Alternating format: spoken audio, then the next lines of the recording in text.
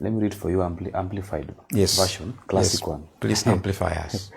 The purpose is that through the church, the complicated, many-sided wisdom of God in all its infinite variety and innumerable aspects might now be made known to the angelic to the angelic rulers and authorities, that is principalities and powers in the heavenly place.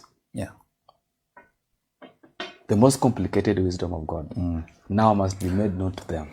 I think I've been in the place of contentions, even meeting fathers that carry authority in God, and then they tell me your wisdom is too heavy. And so then one of the scriptures is read. They say that this one that Peter speaks and says, you can read for us. I think it's somewhere in Peter where he says that the scripture that Paul writes is hard to understand, that make many to rest. It's like they wrestle with it. And then I said they wrestle with it to their destruction. And much of it was in terms of really managing information, the things that I've dealt with in God. And I'm like, we need to open. They're groaning and say there's need. I'm talking about fathers. When I say fathers, these are preachers. People who are seasoned in God. Yes. In various categories that I've got to meet, and discourses that happen behind the scenes. And they're crying in this sense of like, these things they need to, but the problem is, see, I'll not go ahead. Yes. And sometimes I'm restricted. I find myself restricted. Yes. To communicate truths in places of dealings with God, in terms of intimate relations with God and such. Yeah. But I'll share one from that I had in 2011. In 2011, I'm caught up into a realm in God. It was a natural realm.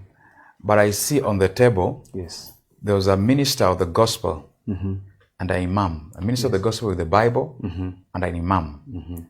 They're searching, finding God. Yes. They're just genuinely searching and discussing and trying to argue it out in terms of the audience observers. Particular things, let me see if I'll share particular things regarding that, but I'm following the Spirit. And I was taken into that arena. Now I'm standing, and it was looking like a dry place. The drought of that place is such a drought that is in the natural, but I could feel the drought in my soul. And I was preaching the gospel in that place with viciousness, zeal, all those kind of things. So I have convictions and such, and I'm preaching the gospel with passion. And as I'm preaching that dry place, I turn around on my side and a gate opens in heaven. As a gate opens in heaven, a young man descend from that place holding the hand of a young woman coming from heaven. And I see the woman is pregnant for the man. So they descended from heaven, walked past me, and walked into what is called now, they walked into the world. When I looked at the gate, I saw two fruits. You see that? I saw two kinds of fruit in heaven.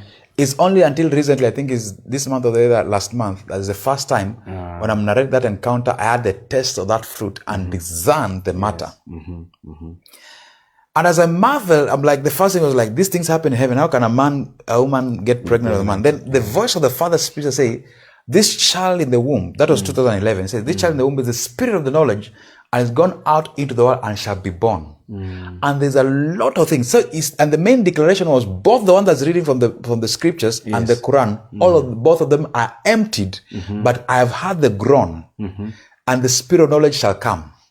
Yes. You see that? And many things we'll discuss as we evolve in these kind of things. But we need to understand this. The building up of a man is not something that is shown, is the replication of the protege of God. Christ coming, and I tell people, people say there's Jesus in my heart, and there's nothing like that. The concept, the principle there is Christ. Christ is not Jesus. You see that? Jesus Christ is the first man who drew the Christ, but he was localized to do Jesus, which is Yeshua. It means the fullness of Christ, which is the fullness of God, was localized only to do what is called Yeshua. It means as much as he's God, he's localized to only focus on what is called salvation. Yes.